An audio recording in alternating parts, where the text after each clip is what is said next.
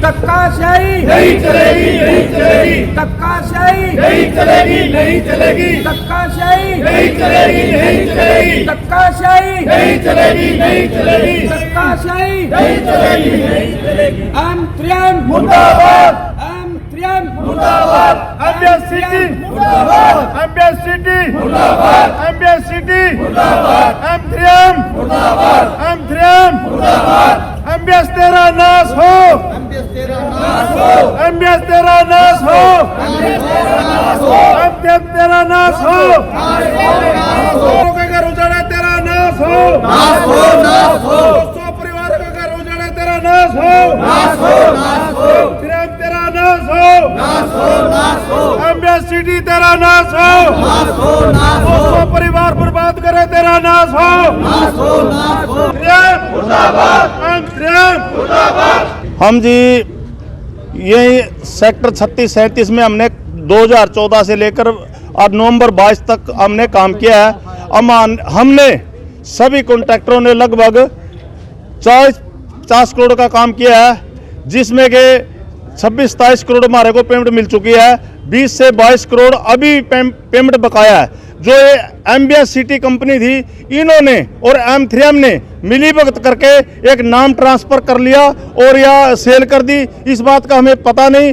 तो इन्होंने 22 करोड़ रुपए का हमारे साथ धोखा किया, छल किया। ना तो हमारे को रास्ता दे रहे, हम दर दर की ठोकरें खा रहे। लगभग 30 से 40 दिन हो गए आज हम दिन रात इनके पीछे भटक रहे हैं। हमारे को कोई रास्ता नहीं। हमारा वहाँ करोड़ों का सामान भी है, मशीनरी भी खड़ी। हमारे को ऐसा कर दिया इन्होंने भी हम जाए तो जाए कहाँ। हमारा वर्क ऑर्डर थे, हमारी पेमेंटें थी, हमारा अभी तो असेसमेंट बाकी था, जो हमने काम किया उसकी नपाई बाकी थी। M3M ने वो तोड़ना शुरू कर दिया। हम डीसी साहब के पास आए थे, इन्होंने काम रुकवाया। आज भी तोड़फोड़ वैसे चल रही है। हम प्रशासन से यही रिक्वेस्ट करते हैं, जब तक हमारी पेमेंट ना हो, वो जो हमारा काम तोड़ा जा रहा है उसको रोका जाए और हमारी पेमेंट का कोई रास्ता समाधान निकाला जाए। यही हमारी रिक्वेस्ट है। और जब तक इसका समाधान नहीं निकलेगा, हम अपना धरना प्रदर्शन जारी रखेंगे। और इसमें जो भी घटना घटेगी उसका प्रशासन जिम्मेवार होगा। वहाँ कुछ भी हो सकता है। वो बदमाश लोग हैं, बहुत रसूखदार लोग हैं, वो हमारे साथ कुछ भी करवा सकते हैं। उसका जिम्मेवार पानीपत प्रशासन होगा। हम कम से 20 से 22 कॉन्ट्रैक्टर हैं, जिनके पीछे की 200 परिवार जुड़े हुए हैं।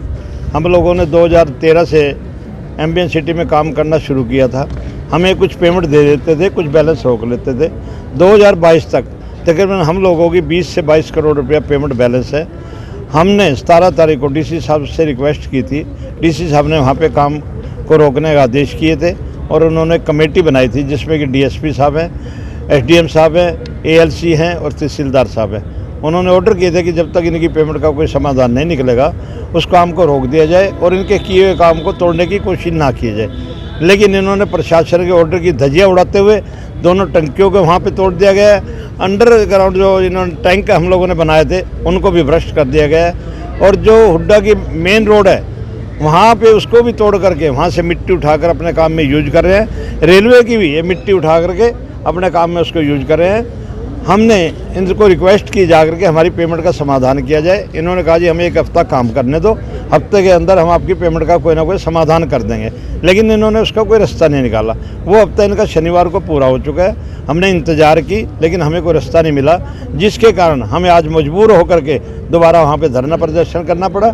वहाँ से पैदल मार्च निकाला, जो कि आज हम यहाँ प्रशासन से गुहार लगवाने के लिए आए हैं कि जब तक हमारी पेमेंट नहीं होती, तब तक मैं इसी तरह धरना प्रदर्शन करते रहेंगे और ये प्रशासन के पास आकर के भी अपनी गुहार लगाते रहेंगे। इनसे भी रिक्वेस्ट है कि हमारी पेमेंट का कोई ना कोई समाधान किया जाए। एमबीएस सिटी पानीपत में काम किया था, वहाँ पे वर्क ऑर्डर के अनुसार हम काम करते रहे, लेकिन हमें पेमेंट जैसे कि सतीश जी ने बताया कि रुकती रही, कभी देते रहे कभी रोकते रहे। ऐसे ही काम रुकता रहा, चलता रहा।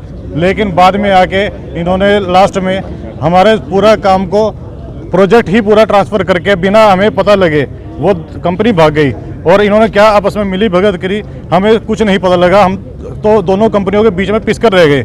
इतने ठेकेदार, सप्लायर, मजदूर सब हैं, इन सबकी पेमेंट बाकी रहती है और सब इसके कंपनियों के धोखाधड़ी के शिकार है। कितने ठेकेदार सप्लायर होंगे टोटल? ये 20-22 ठेकेदार हैं जी, सप्लायर सारे, और साथ में 200 परिवार पीछे जुड़े हुए हैं। जिनकी हमने अगले पेमेंट करनी है हमने। जो लेबर का काम जो लेबर का काम करते हैं सब लोग हैं, सप्लायर भी है।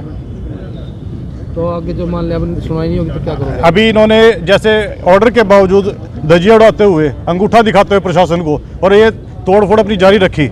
ना इन्होंने कोई भी एक्शन उसको समझा उसको कि ऑर्डर रिटर्न के ऑर्डर के बावजूद इन्होंने मतलब तोड़फोड़ करते रहे और उसको सबूत मिटाने के लिए पूरी इन्होंने कोशिश जारी रखी और अभी भी कर रहे हैं।